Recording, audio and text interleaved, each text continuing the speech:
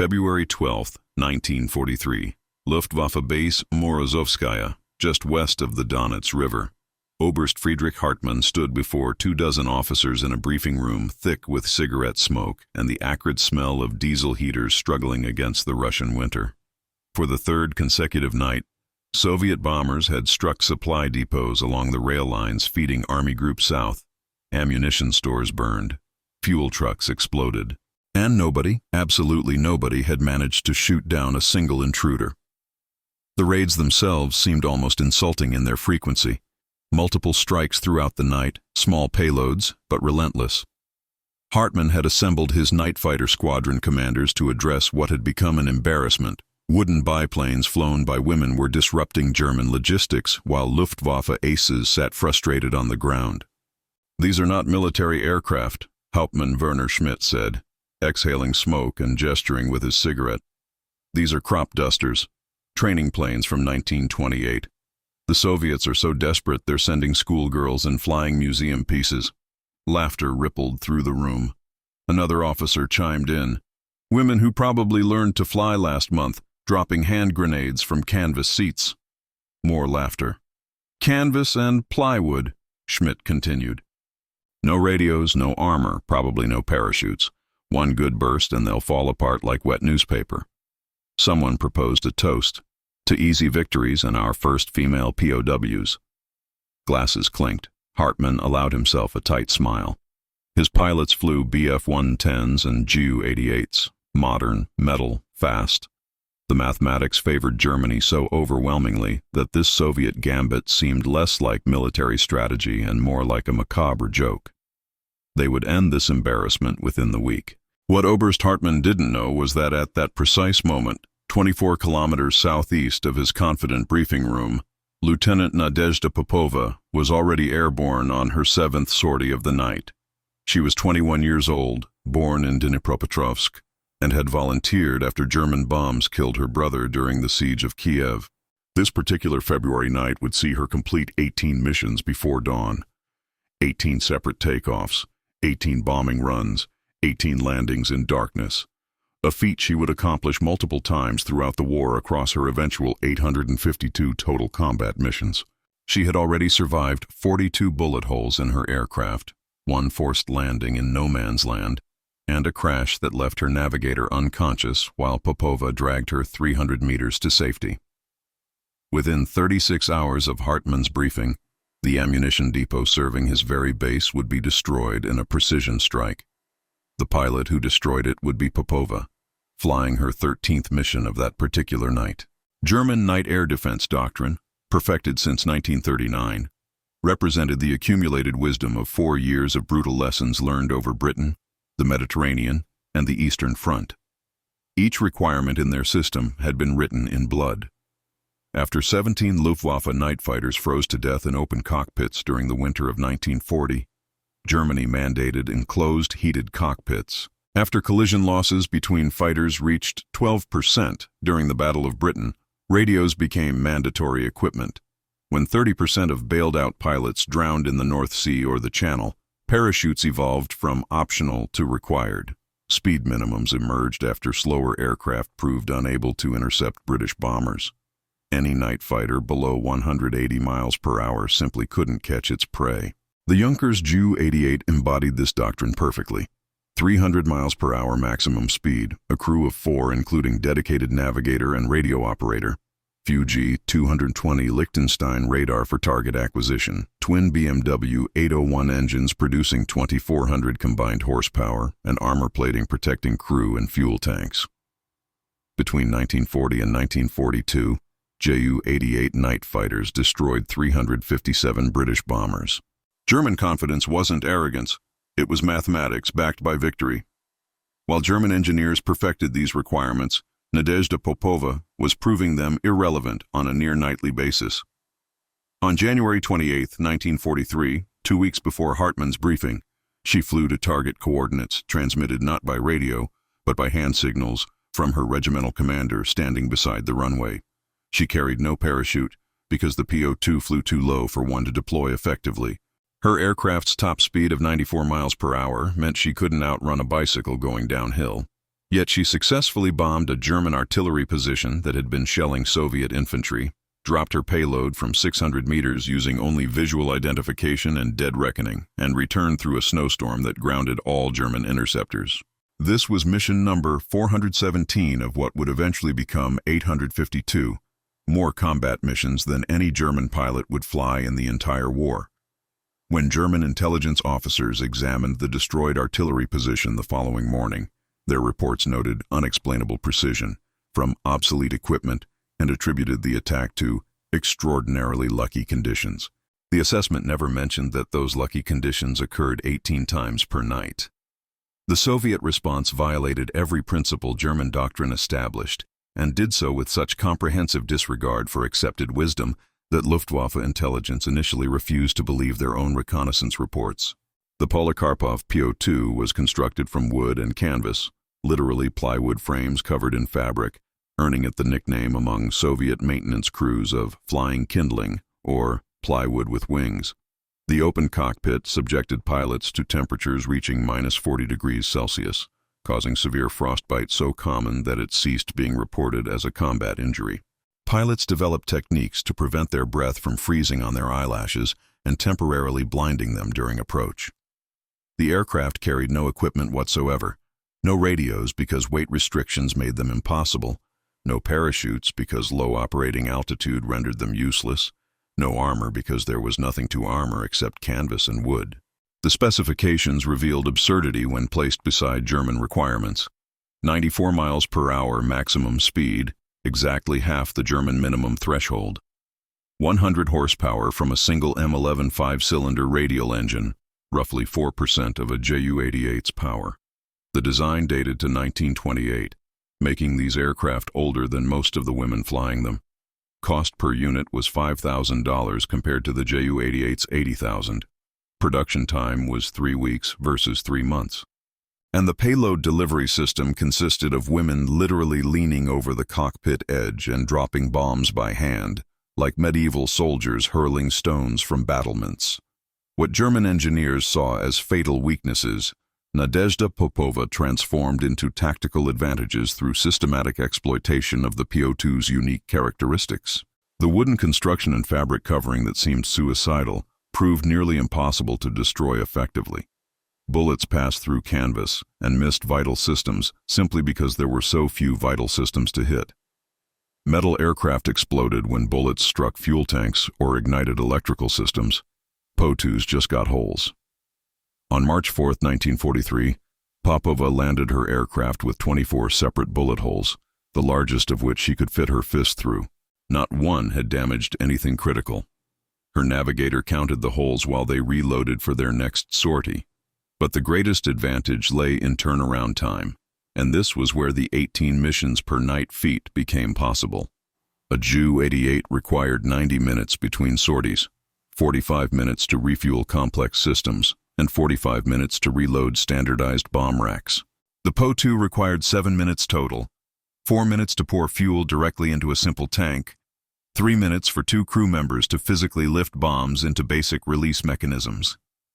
This brutal simplicity allowed continuous operations impossible for sophisticated aircraft. Popova later described her philosophy. If I'd been flying one of their metal coffins, that bullet would have ricocheted inside until it found me or something important. The Germans designed aircraft to fight their war, enclosed, protected, sophisticated. We designed tactics to fight ours, fast turnarounds, saturation through numbers, acceptance of exposure as the price of operational tempo. They thought our primitiveness was weakness. It was our fastest reload time. An official Luftwaffe technical assessment dated February 20, 1943, 8 days after Hartmann's briefing, concluded the following. Soviet deployment of female pilots operating obsolete training aircraft in combat roles represents a desperate measure indicating severe pilot shortages and declining manufacturing capacity. Analysis confirms these Polikarpov PO-2 biplanes, designed 1928, feature wooden construction and primitive equipment, rendering them extremely vulnerable to modern air defense systems. Physics remains immutable. Speed, metal construction, and modern systems invariably defeat slow, wooden, obsolete platforms. Current operational parameters suggest cessation within 4 to 6 months due to unsustainable attrition rates. Calculated advantages favor German systems decisively: 3.2 to 1 speed ratio, 24 to 1 horsepower differential, 15 to 1 cost efficiency favoring rapid replacement. Assessment categorizes Soviet night harassment as temporary morale impact only, specifically sleep disruption among forward units, presenting no serious operational threat to supply infrastructure or combat effectiveness. Recommendation: monitor situation, but avoid diverting resources toward specialized countermeasures. Priority remains defense against conventional bomber threats. This assessment carried the full authority of the Reichsluftfahrtministerium and represented the consensus of Germany's premier aeronautical engineers, men who had designed the world's most advanced combat aircraft. It was wrong. While German High Command dismissed the threat as statistically irrelevant, Nadezhda Popova was systematically dismantling their supply infrastructure with mathematical precision.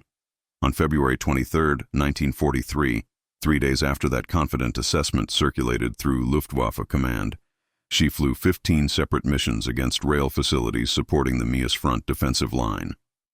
On her 11th sortie of that night, she destroyed a munitions train carrying anti-tank shells to the 6th Army.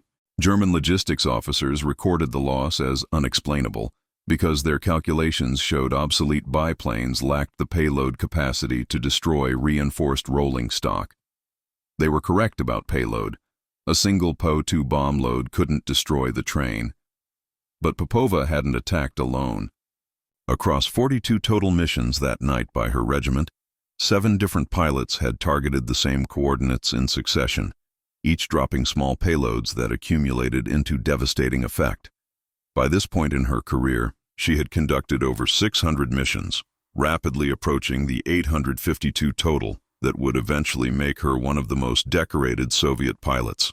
German records from this period show unexplainable losses of supplies that directly contradicted intelligence assessments claiming no serious operational threat. Nobody connected the missing supplies to the women they'd dismissed as desperate amateurs flying museum pieces.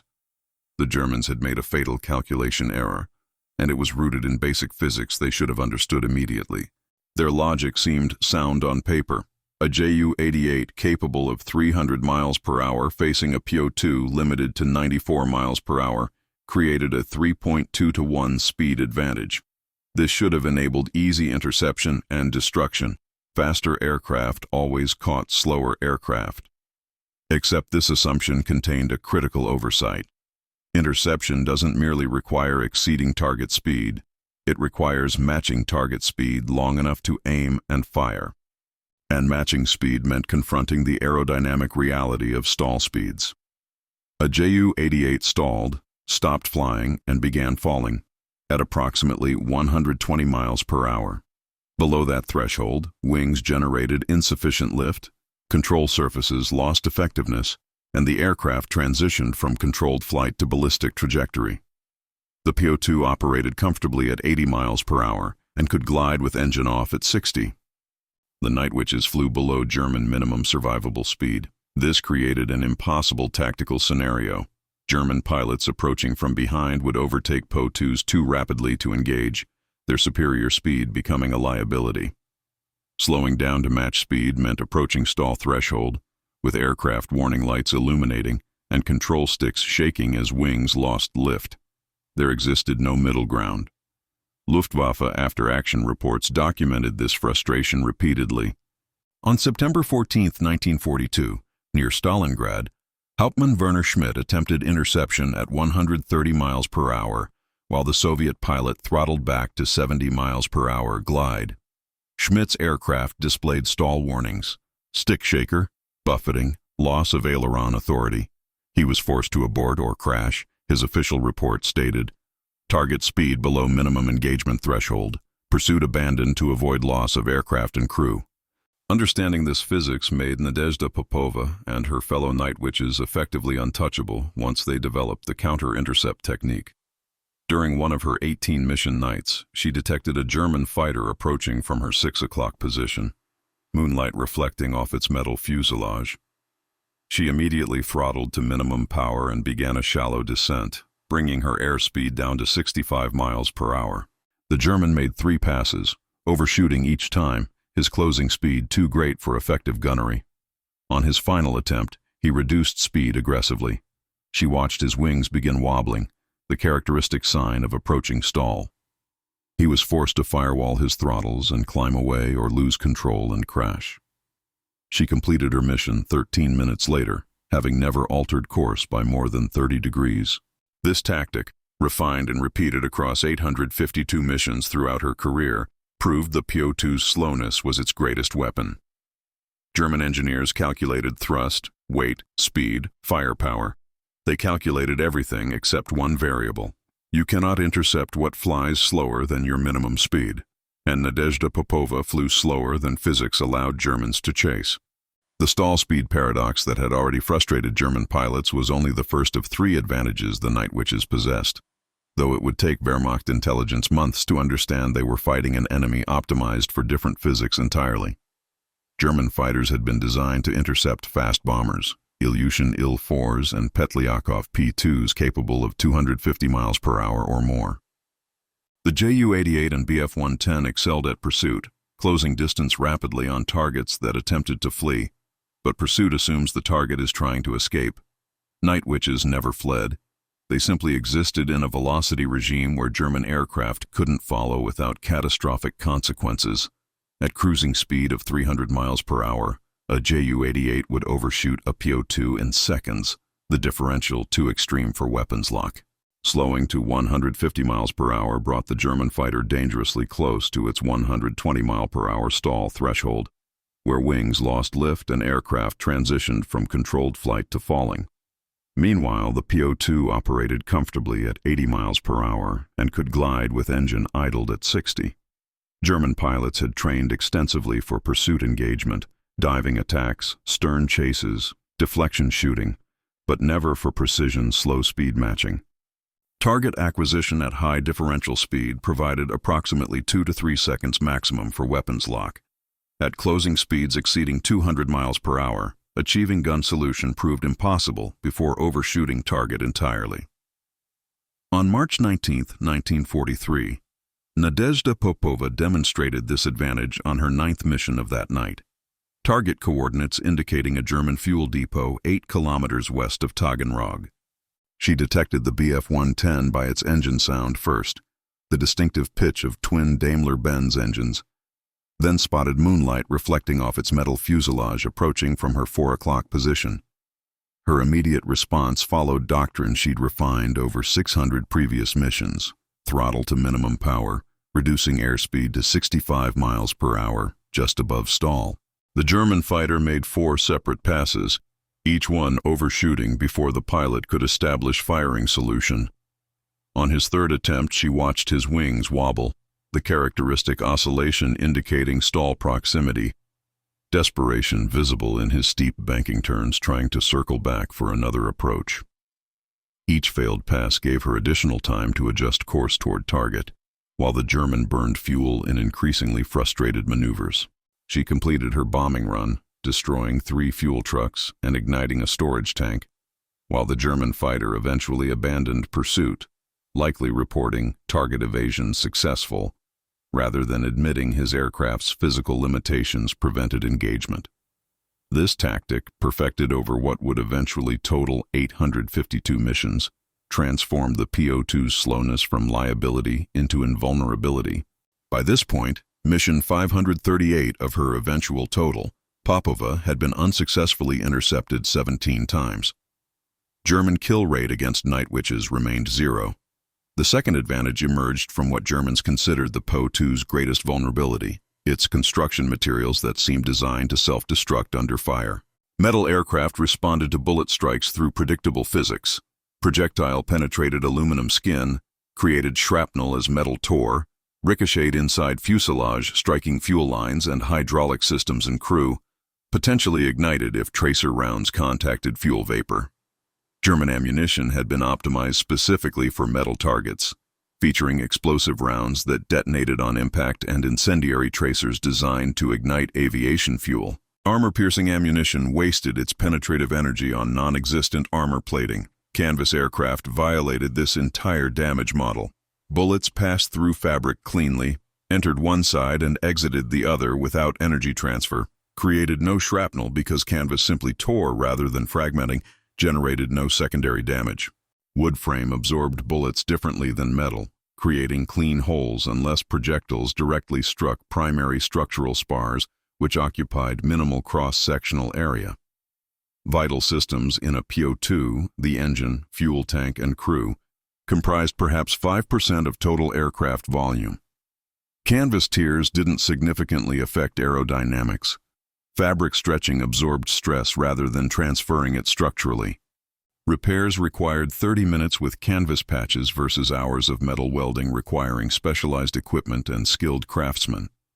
German pilots repeatedly reported achieving hits without achieving kills, after-action reports noting frustration.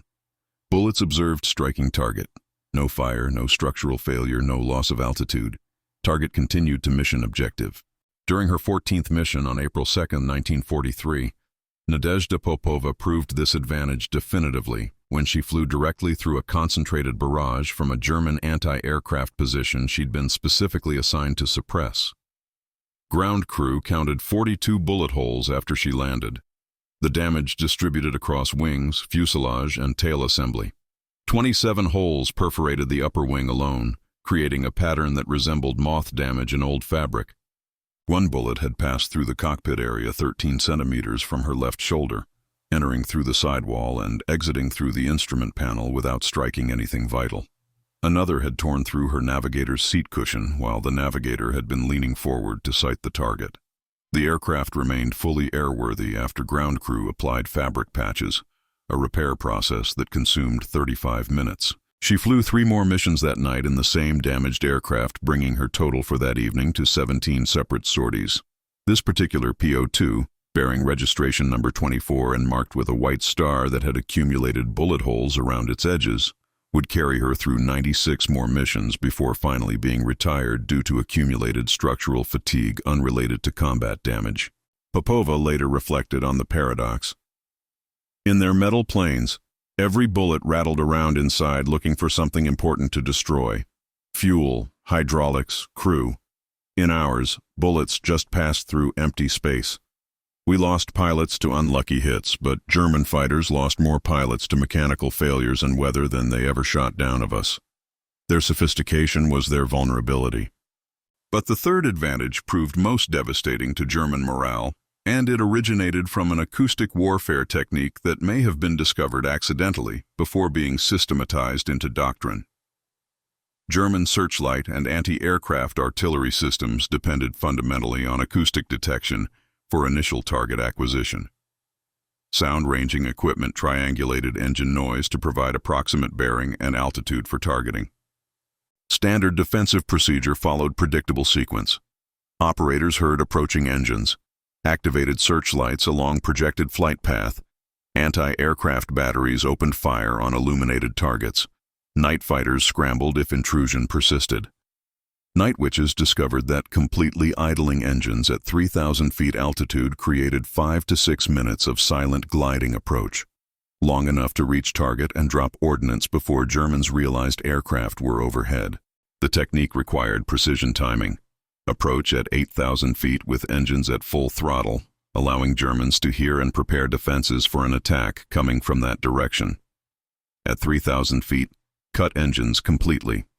The PO2's glide ratio of approximately 1 to 10 meant losing 1 foot of altitude per 10 feet of forward movement, translating to 30,000 feet of gliding distance from 3,000 feet altitude, covering 5.6 miles. At 60 mile-per-hour glide speed, this provided 5.6 minutes of approach in near total silence.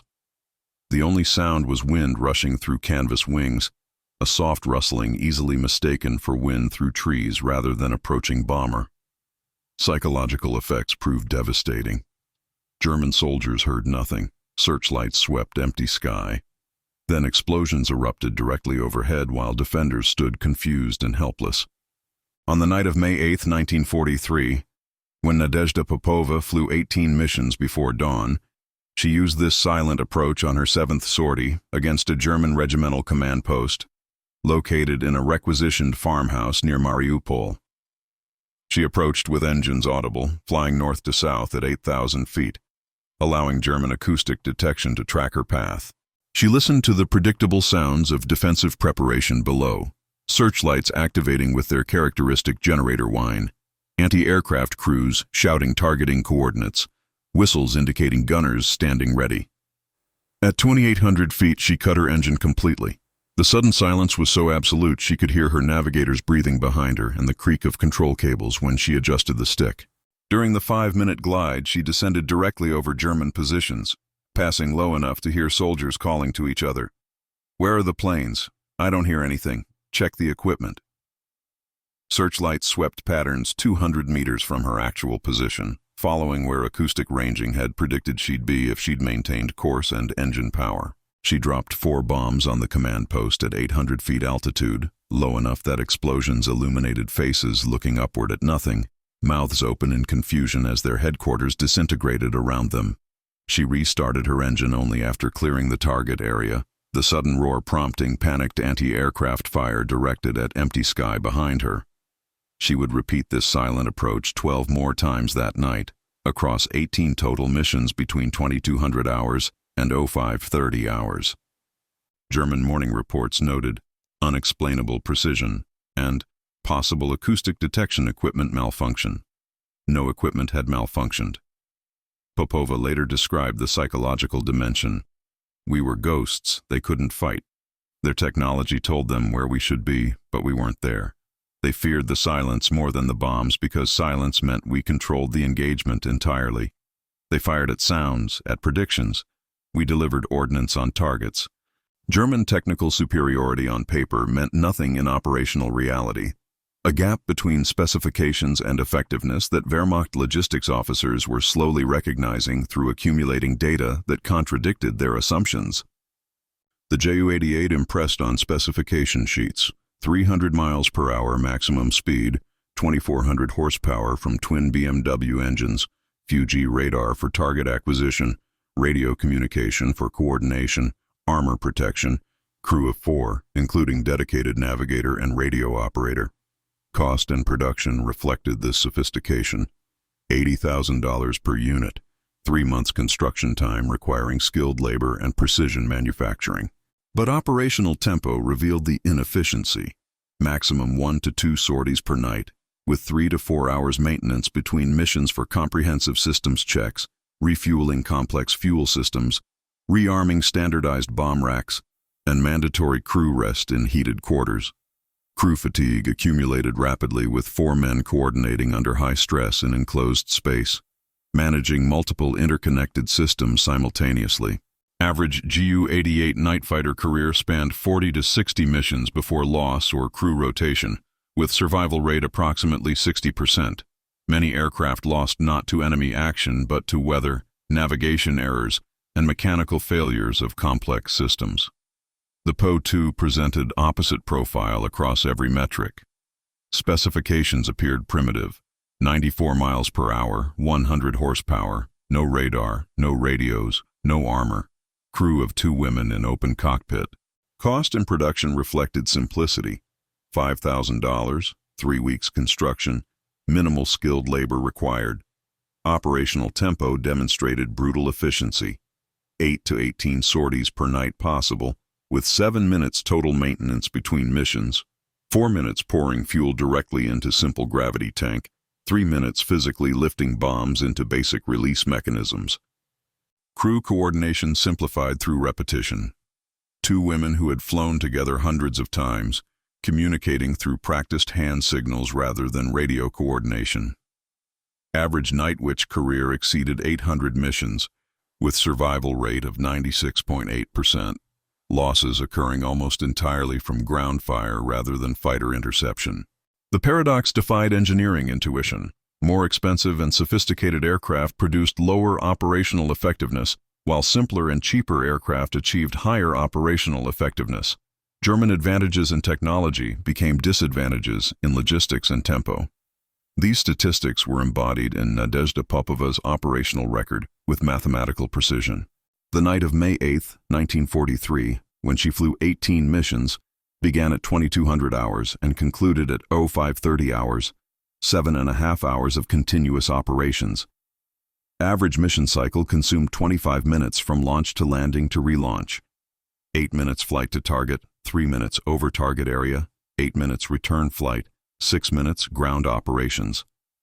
Ground crew efficiency meant mechanics prepared her aircraft faster than she could walk from quick debriefing to cockpit. She dropped a total of 72 bombs that night, each mission carrying 4 20-kilogram high-explosive bombs manually loaded.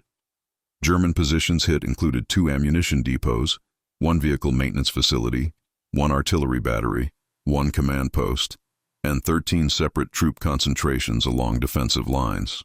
German casualty estimates exceeded 200 killed or wounded, with material losses including 14 trucks destroyed, 1 ammunition train damaged, and temporary disruption of divisional communications. For comparison, the most accomplished Luftwaffe night fighter pilot flew maximum 4 sorties in a single night, exceptional performance that earned commendations. Popova's 18 missions represented operational tempo impossible for any German pilot in any German aircraft. By this point in the war, having completed over 650 missions of her eventual 852, her name was becoming legendary even among German soldiers who had never seen her aircraft but had heard the silent approach preceding explosions. Wehrmacht logistics officers were recording a disturbing pattern in resource expenditure that contradicted assumptions about cost-effective warfare. German spending attempting to counter Night Witch's operations accumulated rapidly. Anti-aircraft ammunition exceeded 2 million rounds fired specifically at Night Witch sorties over the Caucasus and Crimean campaigns, at 50 Reichsmarks per shell, totaling 100 million Reichsmarks, or approximately $40 million USD. Fighter sorties exceeded 1,000 dedicated intercept attempts at 500 Reichsmarks operational cost per sortie, fuel, ammunition, maintenance, totaling 500,000 Reichsmarks. Searchlight batteries deployed for night defense numbered over 200 units, each requiring crews, generators, and maintenance infrastructure. Personnel assignments included 5,000 soldiers devoted exclusively to countering night harassment operations, soldiers unavailable for frontline combat duty. Total German expenditure exceeded 50 million Reichsmarks. Soviet investment in the 588th Night Bomber Regiment presented stark contrast. 40 PO2 aircraft at $5,000 each totaled $200,000. Ammunition costs, gravity-dropped bombs, represented fraction of expenditure on defensive ammunition fired against them. Personnel comprised 80 pilots and navigators plus minimal ground crew, approximately 150 total. Total Soviet investment remained under $2 million for the entire regiment throughout the war. The cost ratio showed Germans spending 25 times more trying to stop what Soviets spent creating. Effectiveness measurements made the disparity worse. Germans achieved 0 confirmed fighter kills against Night Witches through 1943, while Night Witches documented over 4,000 successful missions. The result demonstrated perfect asymmetric warfare, minimal investment producing maximum enemy resource drain. Nadezhda Popova personally represented this asymmetric efficiency in calculations that Wehrmacht analysts found simultaneously precise and humiliating. If Germans fired an average of 1,000 rounds attempting to hit her aircraft per mission, a conservative estimate based on searchlight-directed anti-aircraft barrages, her 852 missions meant approximately 852,000 rounds fired specifically at one woman in a wooden biplane. At 50 Reichsmarks per round, this totaled 42.6 million Reichsmarks spent trying to kill her personally. Result? She survived. Her bombs destroyed estimated tonnage exceeding 250 tons of German ammunition, 47 vehicles documented in Soviet records, unknown quantities of fuel and supplies, and caused casualties estimated at over 700 German soldiers killed or wounded. Value of German material destroyed exceeded 100 million Reichsmarks. For comparison, average United States Army Air Force's bomber crew rotated home after 25 missions, completing their tour of duty. Popova completed the equivalent of 34 full American tours without rotation. She represented more combat sorties than entire squadrons of German night fighters accumulated collectively. Her 852 missions made her one of the most cost-effective weapons in the Soviet arsenal, an individual soldier whose return on investment exceeded that of entire tank battalions. German High Command was beginning to realize that killing women in wooden biplanes was costing more than those women were costing the Soviets. And Nadezhda Popova had no intention of stopping. As German High Command grappled with the resource drain, frontline intelligence was about to deliver a shocking revelation that would reframe their entire understanding of the Eastern Front night harassment campaign.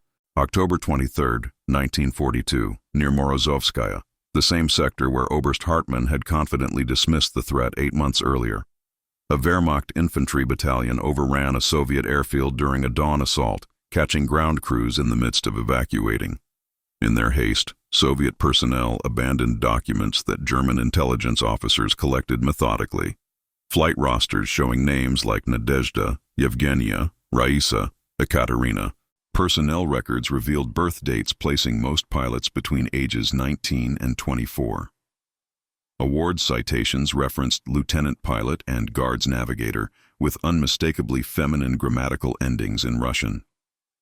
The intelligence officer, Hauptmann Klaus Erdmann, initially annotated his report with probable clerical error or propaganda materials.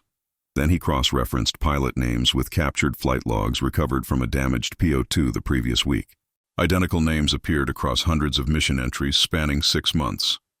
The same Lieutenant Popova, whose name appeared on the roster, had flown entries dated across 173 separate nights between May and October. Erdmann's realization arrived gradually, then completely.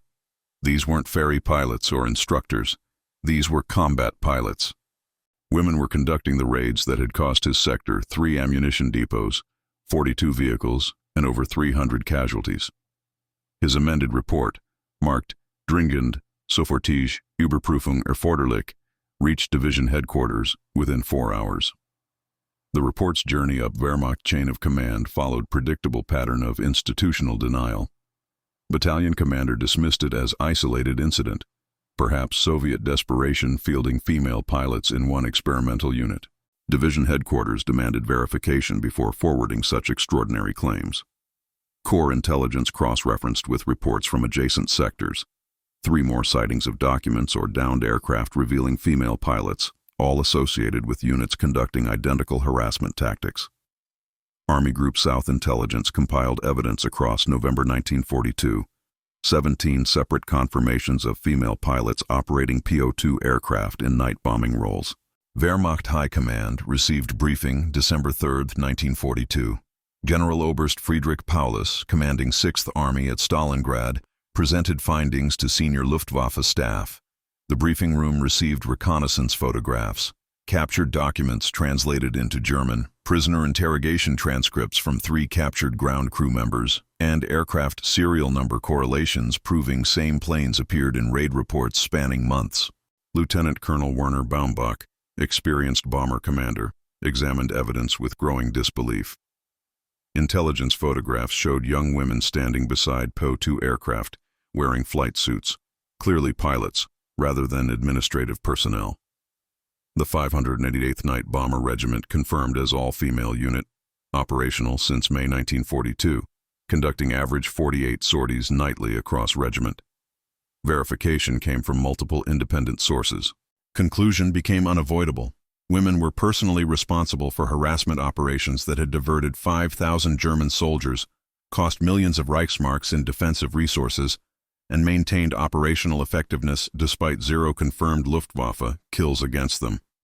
The revelation created immediate crisis within Wehrmacht command structure, though the crisis was psychological rather than operational.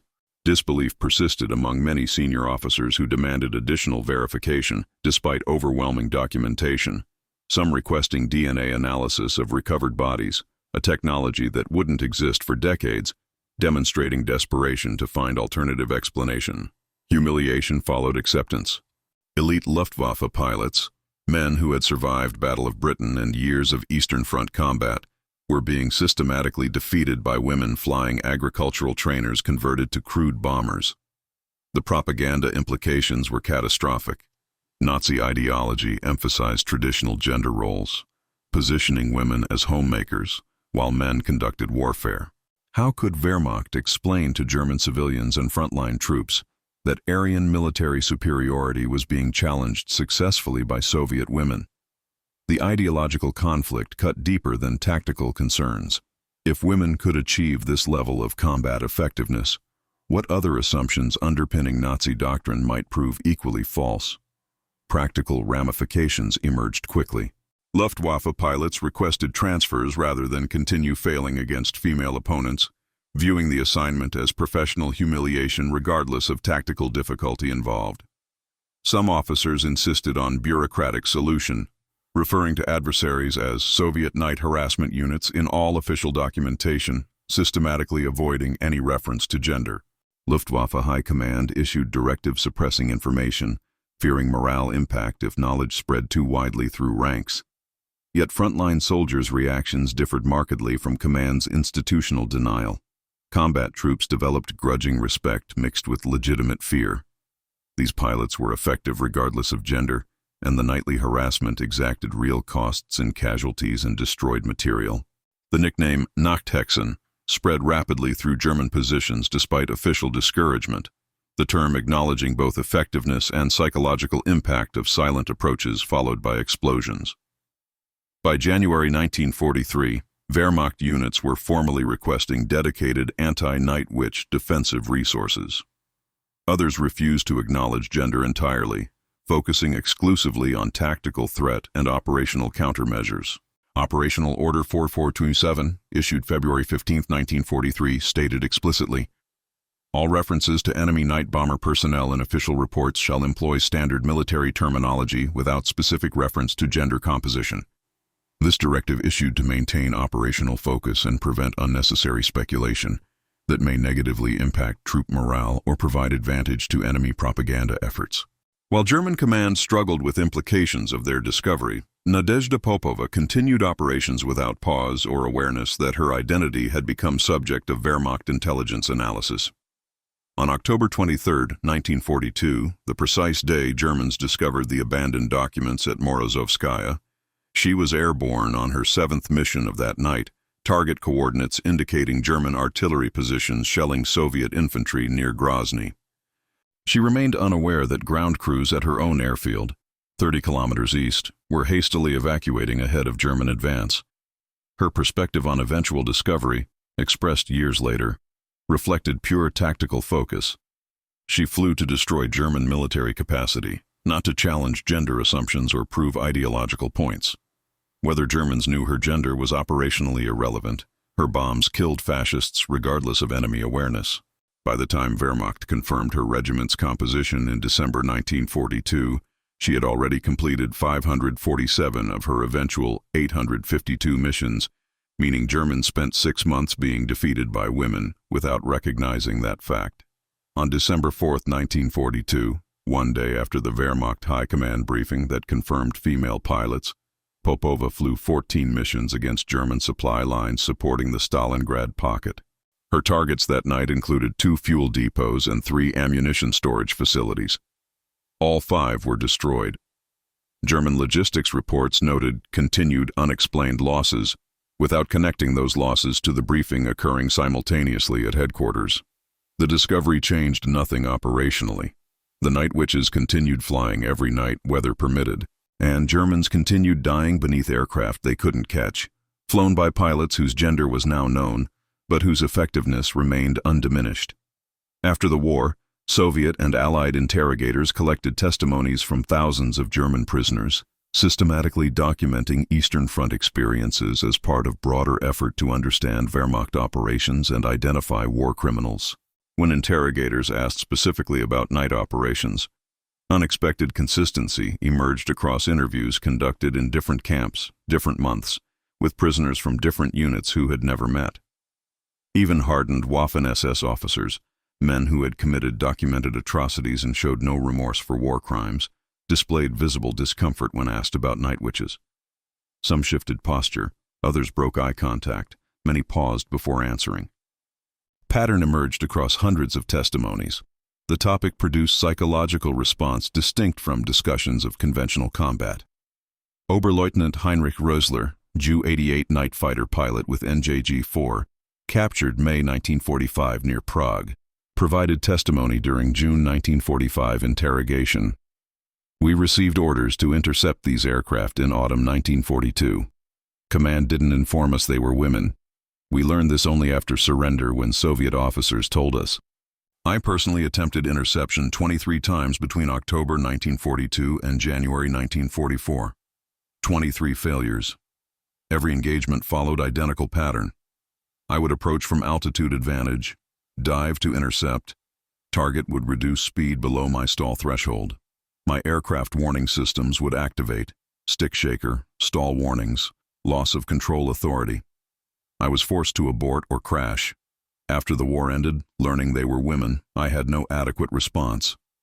We couldn't catch them because physics prevented engagement. Their gender was irrelevant to the tactical impossibility they represented. They had exploited fundamental aerodynamic principles we had never anticipated mattering in combat. Hauptmann Ernst Vogel, flak battery commander responsible for night air defense in the Crimean sector, captured April 1944, provided testimony that my battery expended approximately 47,000 rounds at these aircraft between August 1942 and October 1943. We achieved 4 confirmed hits across 14 months. The aircraft would approach with engines audible. We would prepare defensive fire, then complete silence.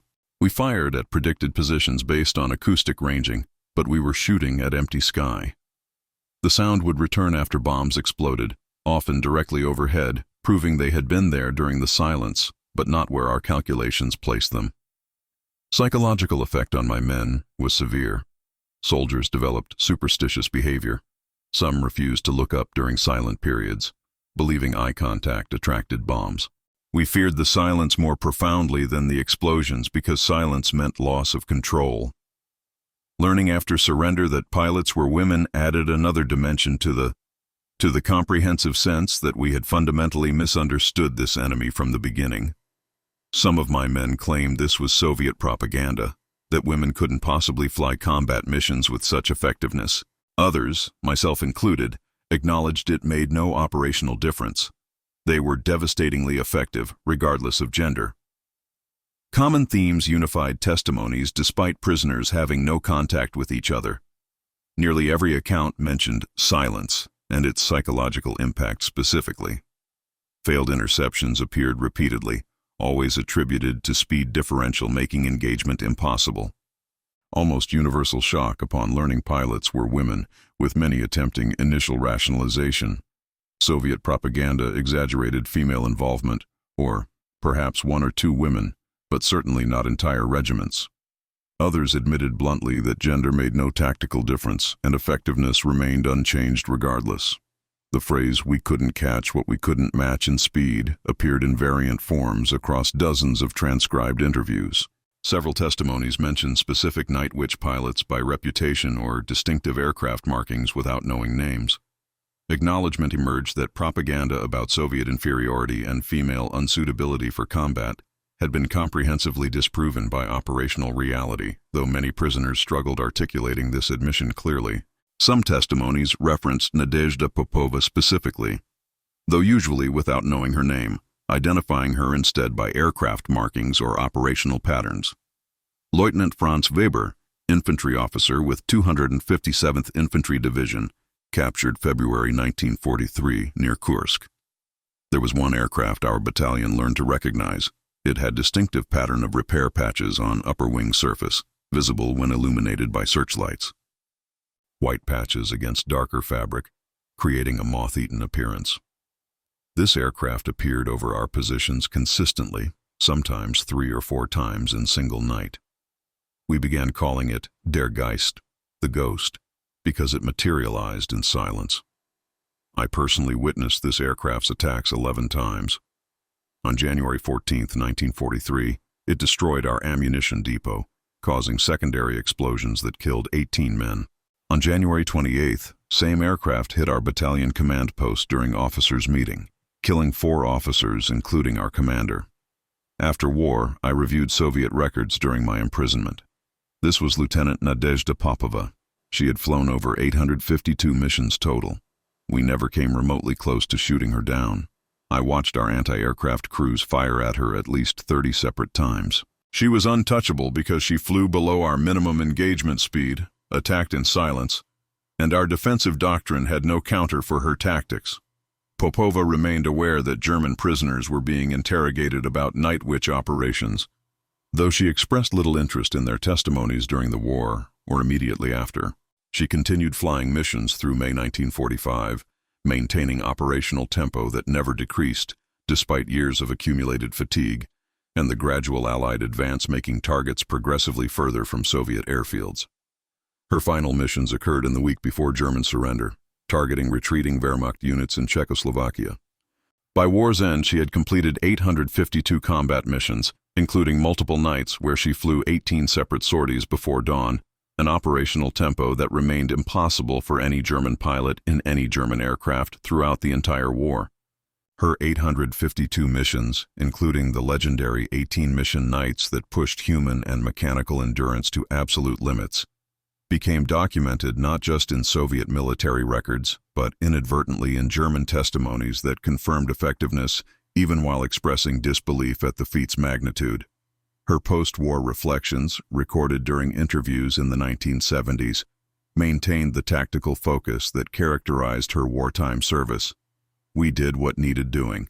Whether they respected us or feared us or felt humiliated by us was their concern, not ours. Our concern was victory, and we achieved it through superior tactics exploiting their weaknesses. The fact that we were women made the victory no less legitimate and their defeat no less complete.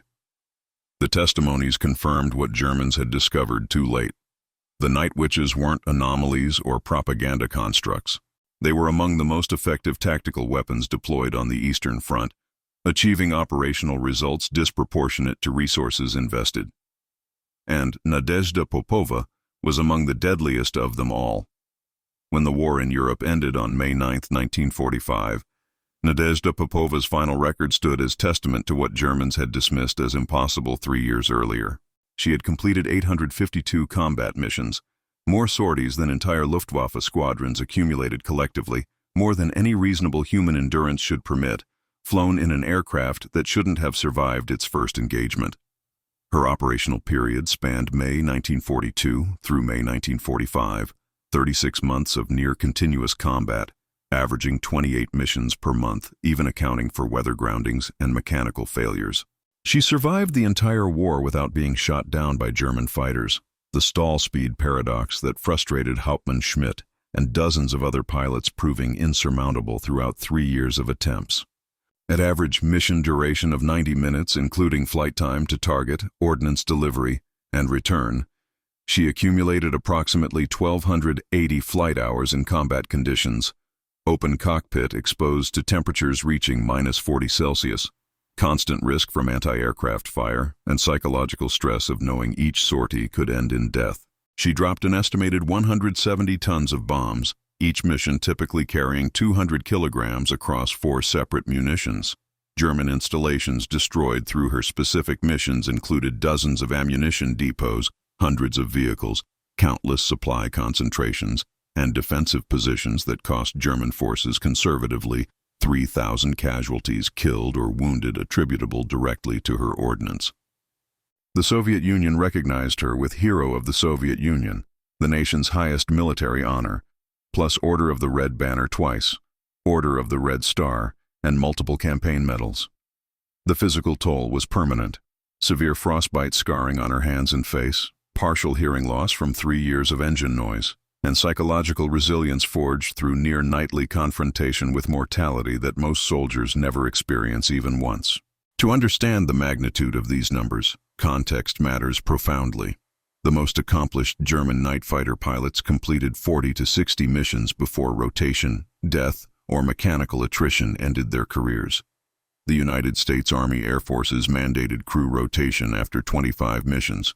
Considering this, the maximum sustainable combat exposure before effectiveness degraded, Popova completed the equivalent of 34 full American bomber crew tours without rotation, rest, or transfer to training duties. Average Soviet bomber pilots, flying conventional aircraft like the Il-4 or PE-2 in daylight operations, accumulated 150 to 300 missions before casualties or crew rotation. The 508th Regiment's internal average stood at 500 to 600 missions. meaning Popova exceeded even her extraordinarily accomplished peers by 40 to 50%. Her 852 missions represented more combat sorties than some entire Allied bomber groups combined across the European theater.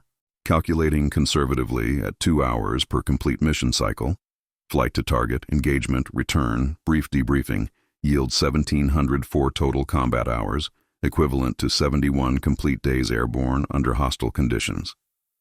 Each mission averaging 200 kilograms of bombs means she personally delivered 170 metric tons of high explosives onto German positions, comparable to payload capacity of large strategic bombers operating for months.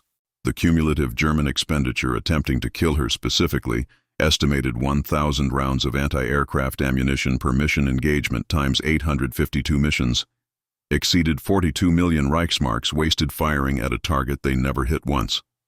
By any metric, Nadezhda Popova's operational record represented one of the most sustained combat performances in aviation history.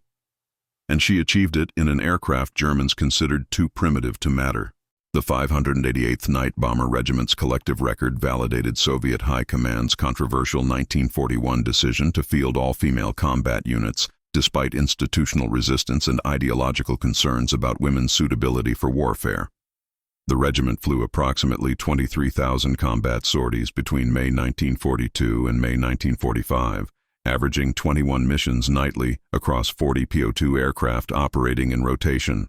They dropped over 3,000 tons of ordnance onto German positions, inflicting estimated casualties exceeding 5,000 killed or wounded through direct action, with indirect casualties from disrupted supply lines and degraded logistics potentially doubling that figure.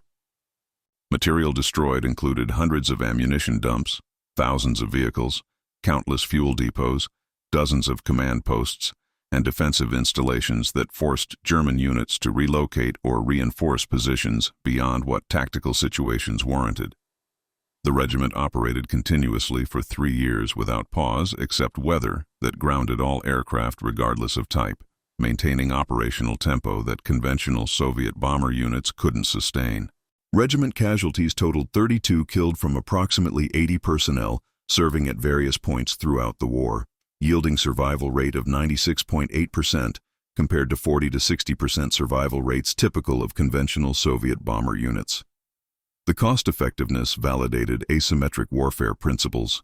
The regiment cost approximately $2 million to field, including aircraft, training, infrastructure, and operational expenses across 3 years. They inflicted damage valued conservatively at $50 million in destroyed German material, disrupted operations, and diverted defensive resources. Germans expended over 125 million Reichsmarks attempting to counter Night Witch operations through anti-aircraft ammunition, dedicated fighter sorties, searchlight batteries, and personnel assignments totaling 5,000 soldiers diverted from frontline combat to air defense duties. The cost ratio reached 1 to 60. Soviets invested 1 ruble. Germans spent 60 Reichsmarks attempting to neutralize that investment. 0 confirmed aerial kills of Night Witches by German fighters validated the stall speed paradox throughout the war, with almost all regiment losses occurring from ground fire rather than air combat. But numbers alone don't capture the strategic value beyond measurable metrics. The psychological warfare dimension proved devastating to German morale, with frontline troops experiencing chronic sleep deprivation from nightly harassment that prevented rest even when no direct attacks occurred. The anticipation itself degraded effectiveness. Resource diversion tied down 5,000 German soldiers in dedicated air defense when those soldiers were desperately needed elsewhere, as the Eastern Front collapsed westward. Tactical disruption forced German logistics to route supplies through longer, more vulnerable paths to avoid Night Witch operating areas, increasing fuel consumption and transit time. Propaganda value inside the Soviet Union proved immeasurable. Proof that Soviet women could fight effectively boosted civilian and military morale while undermining Nazi claims of Aryan superiority and Soviet inferiority. German intelligence miscalculations exposed systemic flaws in Wehrmacht doctrine that assumed technological superiority guaranteed victory regardless of tactical innovation. The Night Witches validated asymmetric warfare models that would influence irregular forces globally for decades afterward. Marshal Georgy Zhukov noted in his memoirs, "The night witches achieved strategic impact disproportionate to their numbers. They cost us almost nothing and cost the Germans everything they spent trying to stop them." This validated the principle that, in modern warfare, determination and tactical innovation can neutralize technological advantages. The 588th Regiment proved that technological superiority matters less than tactical adaptation, and that determination can overcome engineering constraints when properly applied. Nadezhda Popova's 852 missions embodied this principle across 3 years of proving it nightly. After the war ended, Nadezhda Popova faced challenges different from those of combat but requiring similar resilience. Initial recognition came immediately. Hero of the Soviet Union ceremony in Moscow, Victory Day parade where she marched with other decorated pilots, speeches to factory workers and students about the Great Patriotic War. But returning to civilian life after 3 years of nightly life-or-death missions proved psychologically difficult. She had spent her early 20s confronting mortality every night, developing reflexes and decision-making patterns suited for combat rather than peacetime. She remained in aviation, becoming flight instructor and later administrator in Soviet civil aviation, unable to fully separate from the environment that had defined her young adulthood. She married fellow pilot, had children, and maintained close relationships with surviving Night Witch squadron mates who gathered annually to remember fallen comrades.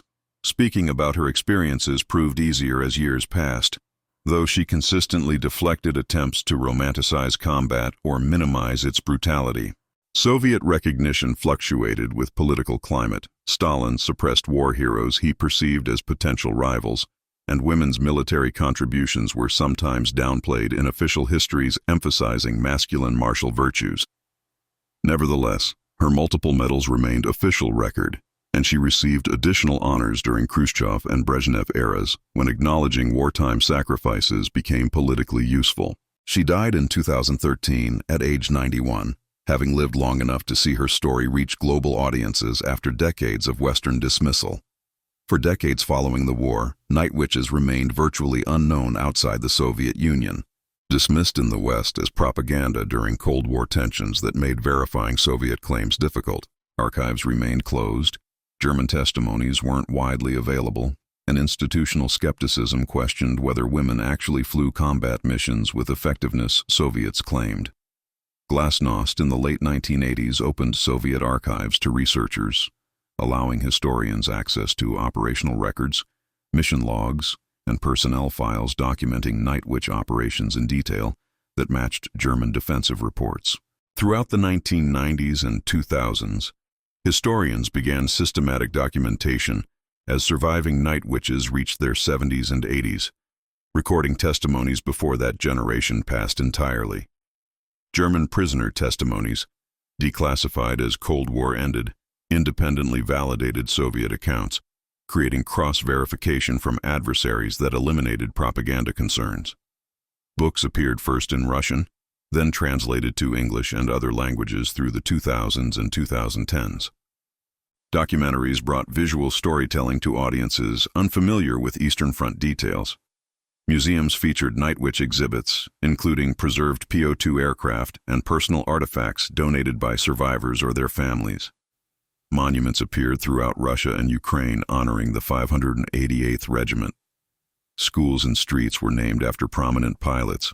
Films dramatized their story for mass audiences, sometimes sacrificing accuracy for narrative but spreading awareness nonetheless. Nadezhda Popova specifically was honored with commemorations in her hometown, though recognition remained higher in Russia than internationally until late in her life. The story of Nadezhda Popova and the Night Witches transcends its historical moment, offering lessons applicable beyond 1940s Eastern Front warfare. Asymmetric tactics can defeat technological superiority when properly applied. The PO2's simplicity became advantage rather than liability through tactical innovation exploiting German weaknesses. Psychological impact sometimes exceeds physical damage in degrading enemy effectiveness, as German sleep deprivation and morale degradation from silent approaches demonstrated. Innovation matters more than resources when operating under constraints, forcing creative solutions that better-equipped forces might never discover. Underestimating adversaries based on preconceptions creates exploitable vulnerabilities, as German assumptions about gender and aircraft primitiveness blinded them to real threats. Prejudice doesn't merely offend, it strategically weakens those who indulge it by preventing accurate threat assessment.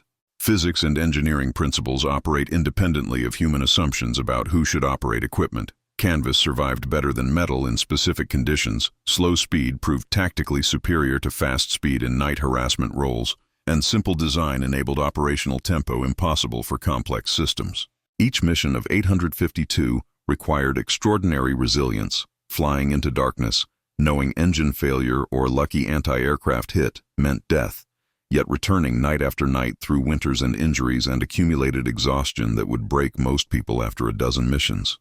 The determination to continue despite probability gradually turning against survival required psychological strength that transcends gender, nationality, or ideology. On February 12, 1943, when Oberst Hartmann laughed at reports of women flying crop dusters, he represented every military commander throughout history who dismissed threats based on preconceptions rather than capabilities. Nadezhda Popova and her sisters in the 588th Regiment proved what Hartmann never understood. Courage doesn't require sophisticated equipment, skill can overcome raw power, and determination renders physics itself negotiable. Her 852 missions weren't merely statistical achievement. They were proof that Germans had calculated everything except the variable that mattered most. They calculated thrust and horsepower and speed and firepower. They calculated armor thickness and ammunition capacity and radar range. But they never calculated that wooden biplanes flown by women they considered unsuitable for combat would become among the most cost-effective weapons deployed on the Eastern Front. The Night Witches proved that sometimes the most dangerous weapon isn't the most powerful one or the most technologically advanced. It's the one your enemy never takes seriously until too late. The one that exploits vulnerabilities you didn't know existed. The one that operates below your minimum engagement threshold both literally and figuratively. And by then, as 852 missions of bombs falling from silent darkness demonstrated, the victory is already decided.